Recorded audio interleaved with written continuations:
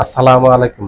নির্বাচন কমিশনের নাটকীয় সিদ্ধান্তে ম্লান হয়ে যাচ্ছে নির্বাচনের পরিবেশ। একের পর এক দেশের হেভিওয়েট প্রার্থীদেরকে নির্বাচনে অযোগ্য ঘোষণা করা হচ্ছে।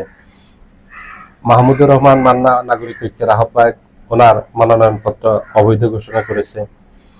জামায়াতের হামিদুর রহমান আজাদ, ওনার মনোনয়নপত্র অবৈধ ঘোষণা করেছে। এনসিপি থেকে পদত্যাগ করা তাসলিম জারার মনোনয়নপত্র অবৈধ ঘোষণা করা হয়েছে। জামায়াতের আরেক জনপ্রিয় প্রার্থী রাবার চেয়ারম্যান, রাবা হলো সামরিক কর্মকর্তাদের, অবসরপ্রাপ্ত সামরিক কর্মকর্তাদের সংগঠন, ওটার চেয়ারম্যান কর্নেল আব্দুল হক অবসরপ্রাপ্ত, ওনার মনোনয়নপত্র অবৈধ ঘোষণা করা হয়েছে। এভাবে দেশের অনেক জনপ্রিয় হেভিওয়েট প্রার্থীর মনোনয়নপত্র নির্বাচন কমিশন বাতিল ঘোষণা করেছে, বা রিটার্নিং কর্মকর্তা বাতিল ঘোষণা করেছে। এতে আমাদের দেশের নির্বাচনে যেই যাদের সবচেয়ে বেশি পরিচিতি এবং রাজনীতিতে আলোচিত ব্যক্তি, এদের যদি নির্বাচন এই অবৈধ ঘোষণা করা হয় নির্বাচনে, তাদের সামান্য ভুল ত্রুটির জন্য, খুবই সামান্য, কোনো এগুলি বড় কোনো ভুল ত্রুটি না, এর জন্য যদি মনোনয়নপত্র বাতিল হয় এবং তারা যদি নির্বাচন করতে না পারেন, তাহলে নির্বাচন যে উজ্জ্বলতা আছে এটা হারিয়ে যাবে। নির্বাচনের যে চেহারা, সুন্দর একটা পরিবেশ পরিস্থিতি আছে, এটা ম্লান হয়ে যাবে। এটা একটা নির্বাচনের উপর অনেক বড় একটা প্রভাব পড়বে। মানুষের মাঝে এটা নিয়ে একটা বিতর্কে তৈরি হবে এবং মানুষের মাঝে নির্বাচন নিয়ে আগ্রহ কমে যাবে। কারণ জনপ্রিয় প্রার্থী, হেভিওয়েট প্রার্থী, দেশব্যাপী যাদের ব্যাপক পরিচিতি, এইসব প্রার্থীদেরকে নির্বাচনের বাহিরে রেখে নির্বাচন কিভাবে সুন্দর একটা নির্বাচন হবে, গ্রহণযোগ্য একটা নির্বাচন হবে, মানুষ আশাহত হবে। কারণ বিতর্কিত কাউকে বাদ দিলে মানুষ খুশি হতো যে বিতর্কিত এবং যাদের রাজনৈতিক সমস্যা আছে, অথবা যাদের বিরুদ্ধে অনেক বড় ধরনের ঘুষ দুর্নীতির অভিযোগ আছে, সন্ত্রাসের অভিযোগ আছে, যাদের বিরুদ্ধে একাধিক মামলা আছে, যারা সন্ত্রাসী, এই ধরনের কারো যদি নির্বাচন কমিশন থেকে প্রার্থিতা বাতিল ঘোষণা করতে, তাহলে মানুষ খুশি হতো।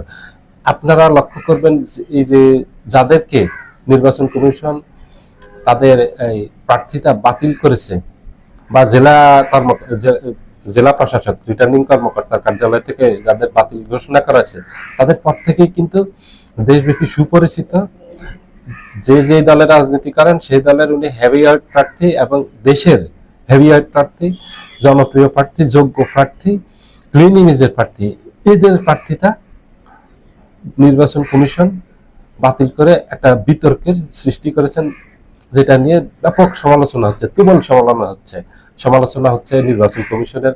অনেকে পক্ষপাতের অভিযোগ করতেছেন নির্বাচন কমিশনের বিরুদ্ধে। এই যে গতকালকে হাসনাত আব্দুল্লাহ অভিযোগ করছেন, তার আসন থেকে বিএনপি প্রার্থী যিনি, ওনার বিরুদ্ধে ঋণ খেলাপির সুস্পষ্ট অভিযোগ আছে, কিন্তু ওনার মনোনয়নপত্র বৈধ ঘোষণা করা হয়েছে। হামিদুর রহমান আজাদ উনি অভিযোগ করেছেন একটা দলের পক্ষে নির্বাচন কমিশন কাজ করতেছে, প্রশাসন কাজ করতেছে। এই অভিযোগ হাসনাত আব্দুল্লাহ করছেন যে বিএনপির পক্ষে ঝুঁকে গেছে এই প্রশাসন।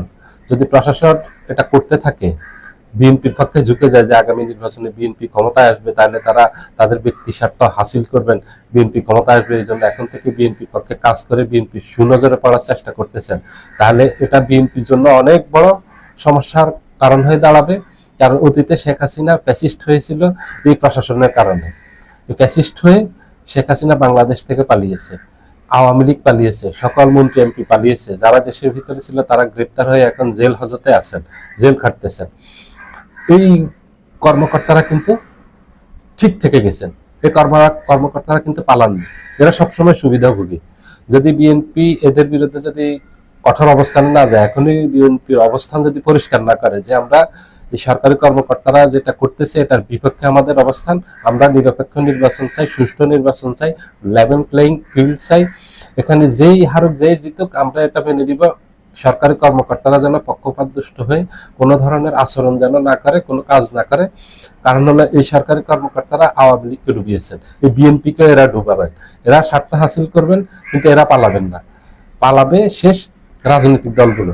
শেখ হাসিনা যেভাবে পালিয়েছেন, আওয়ামী লীগ পালিয়েছে, আওয়ামী লীগের নেতা কর্মীরা পালিয়েছে, আত্মগোপনে আছে, বিদেশে আছে, ভারতে আছে, বিভিন্ন দেশে পালিয়ে গেছেন, কিন্তু এই প্রশাসন পালাননি। এই প্রশাসন সবচেয়ে সুবিধাভোগী। এই প্রশাসন বিএনপিকে ডুবাবে। বিএনপি যদি তাদের স্পষ্ট অবস্থান যদি তৈরি না করেন, নির্বাচন দিবে, নির্বাচন হবে নিরপেক্ষ, সুষ্ঠু। এটার জন্য যা যা করণীয় দরকার, সকল রাজনৈতিক দলকে দায়িত্বশীল ভূমিকা পালন করতে হবে, বিএনপিকে দায়িত্বশীল ভূমিকা পালন করতে হবে। বিএনপির উপর যেন কোনো দলের কোনো প্রার্থী যেন কোনো অভিযোগ না থাকে যে বিএনপি আশ্রয় প্রশ্রয় দিচ্ছেন এইসব কর্মকর্তাদেরকে এই অতি উৎসাহিত হয়ে তাদের পক্ষে কাজ করার জন্য। তাহলে এটা বিএনপি রাজনীতির জন্য ক্ষতি হবে, বর্তমানেরও ক্ষতি হবে, ভবিষ্যতেরও ক্ষতি হবে, আগামী রাজনীতির জন্য ক্ষতি হবে। কারণ এইসব কর্মকর্তারা জিতাতে পারবেন না। জিতাবে জনগণের ভোটে। জনগণের ভোটের মাধ্যমে সরকারের পরিবর্তন হবে। জনগণের ভোটে কেউ ক্ষমতায় আসবে, কেউ ক্ষমতার বাহিরে থাকবে, এটা ভোটের মাধ্যমে নির্ধারিত হবে। কিন্তু যদি সরকারি কর্মকর্তারা এইভাবে অতীতের মতো পক্ষপাতদুষ্ট হয়ে কাজ করে, তাহলে আওয়ামী লীগের মতো এই করুণ পরিণতি ভোগ করতে হবে বিএনপিকে। বিএনপিকে সাবধান হতে হবে, এখনই সতর্ক হতে হবে। এই কর্মকর্তারাই ডুবিয়েছে আওয়ামী লীগকে, এই কর্মকর্তারাই বিএনপিকে ডুবাবে, কিন্তু এরাই থেকে যাবে শেষমেশ দেশে। আর পালাতে হবে আওয়ামী লীগের মতো বিএনপি নেতা কর্মীদেরকে। বিএনপির সিনিয়র নেতৃবৃন্দ আশা রাখি এতটুকু বোঝার মতো জ্ঞান, রাজনৈতিক প্রজ্ঞা ওনাদের আছে যে এখনই ওনারা এই কর্মকর্তাদের বিরুদ্ধে দলের দায়িত্বশীল যারা আছেন ওনারা বক্তব্য বিবৃতি দিবেন, যেটার মাধ্যমে ওনারা স্পষ্ট করবেন ওনাদের রাজনৈতিক অবস্থান কি সেটা। আর না হলে ভুল করলে এই ভুলের ছোড়াবালিতে বিএনপি ও আওয়ামী লীগের মতো হারিয়ে যাবে রাজনীতির মাঠ থেকে।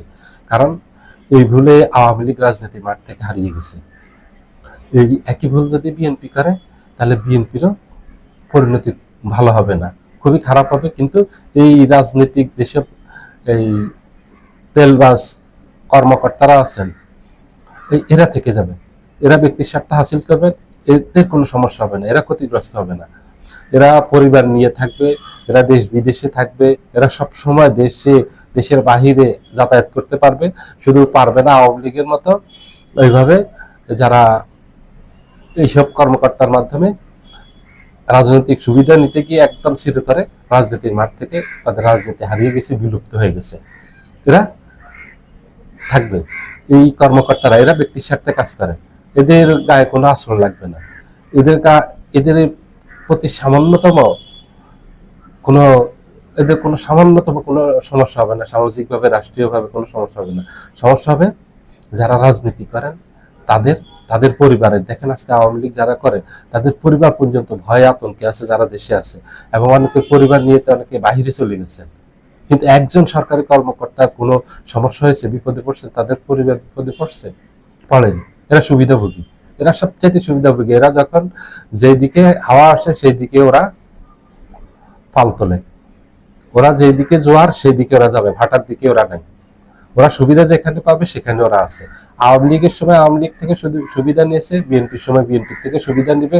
এরপর জনগণের কাছে প্রত্যাখ্যাত হয়ে আওয়ামী লীগের মতো ওই বিএনপি রাজনীতিও ওই পৌঁছে গোলে দুর্গন্ধ বেরিয়ে দেশ থেকে চলে যাবে। এটা তাদের সমস্যা না, তাদের সমস্যা হলো তারা সুবিধা নেয়, যার থেকে যত সুবিধা নিতে পারেন এটা, আর নিতে না পারলে ওটা সমস্যা তাদের।